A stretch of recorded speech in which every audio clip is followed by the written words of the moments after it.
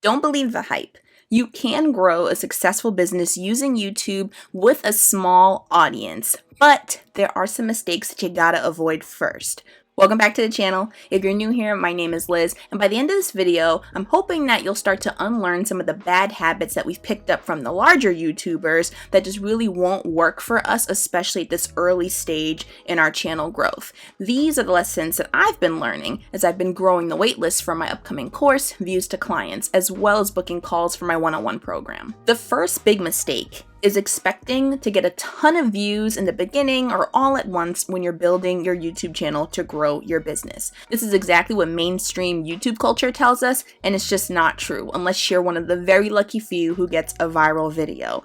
And the reason for that is that the algorithm needs time to really test your data, to test your content, to see which audience it'll work best with. This takes time. This takes uploading consistently. This takes enough people viewing your videos for the algorithm to get enough data to work with. And this is why I teach the norm and the importance of working with an understanding that when you're growing your YouTube channels, especially from scratch, you need to expect slow, steady growth that will compound over time, but it'll be gradual nonetheless. This is exactly what I teach in Views to Clients, because we really need to have a more realistic understanding of how YouTube works if we really want to start using it more effectively. When you expect huge growth on every single video, you're essentially putting all of your eggs in one basket.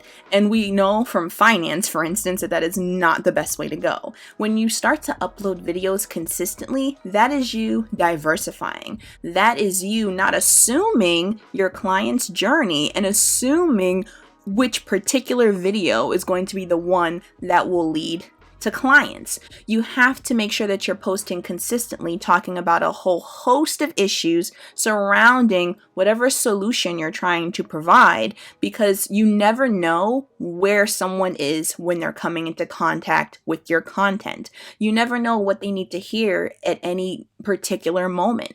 And so you can't think of it as so linear. You can't think of it as every single video I'm potentially going to go viral, or every single video potentially will get a ton of views, and then that ton of views will result in a ton of clients. That's not how it works. That's not how people work. So the best thing to do is to not assume that because you're not getting a huge amount of views on every single video that you're not actually doing something or helping people or taking them to those next steps that they need to get to your community, to get to wanting to have you help them and to become a client. Essentially, you gotta understand that it's not on your time, it's on their time.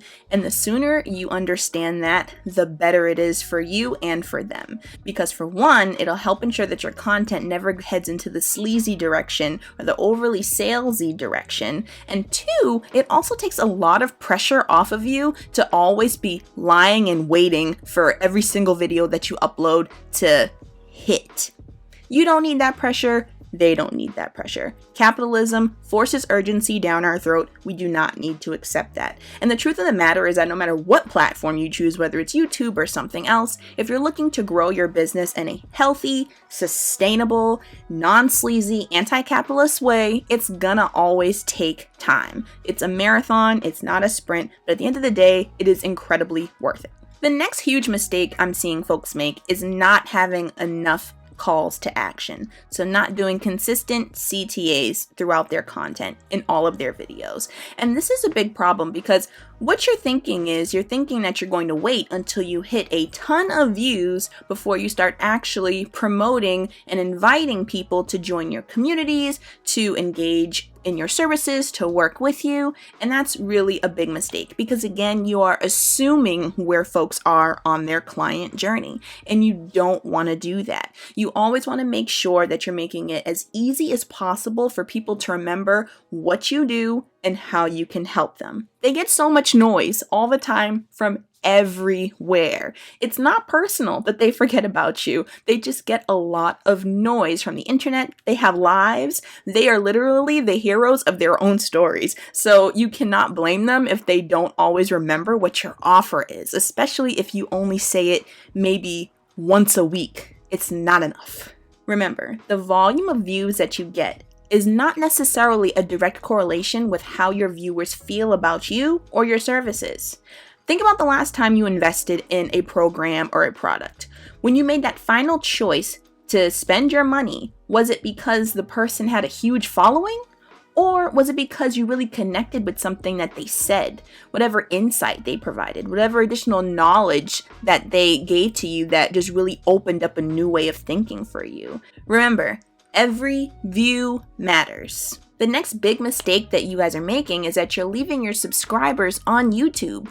And this is in connection with the last mistake I talked about, where you're not inviting them to engage with you on your engagement platform, whether that be Instagram, your email list, Facebook group, whatever. You have to get them off of YouTube, especially when your channel is small, especially when you're dealing with less than 1,000 subscribers and you don't have the benefits of the community tab option or being able to post to YouTube stories. I'm actually going to talk about this in much more detail in next week's video, so definitely make sure that you subscribe and hit the notification bell so you don't miss that one, because this is a really key and important step to growing your business with YouTube with a small audience. Again, if you're trying to use YouTube to grow your business, then it is essential that you connect with your audience more than just once a week.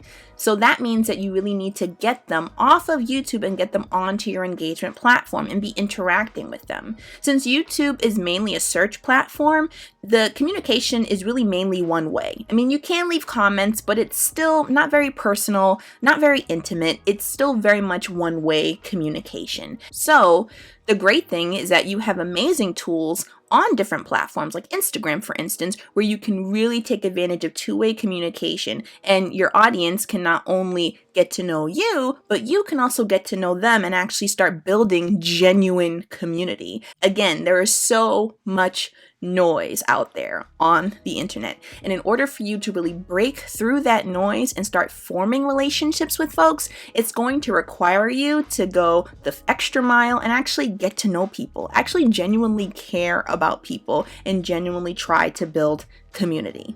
Again, next week, I'm diving way deeper into this topic because it is crucial that you understand it in order to start building your community and better understanding them. So if you found this video helpful, let me know. Don't forget to like, share, subscribe. You know the drill. Let me know in the comments below which part you found was the most helpful. And if you know that you need an aligned YouTube strategy to help grow your business, you can use the link in the description box below to schedule a call with me, or just find me on Instagram. And if you're a new entrepreneur in 2021 and you really need a bit of motivation as we're closing into the midway point of quarter one, then definitely check out this video over here, and I'll see you there.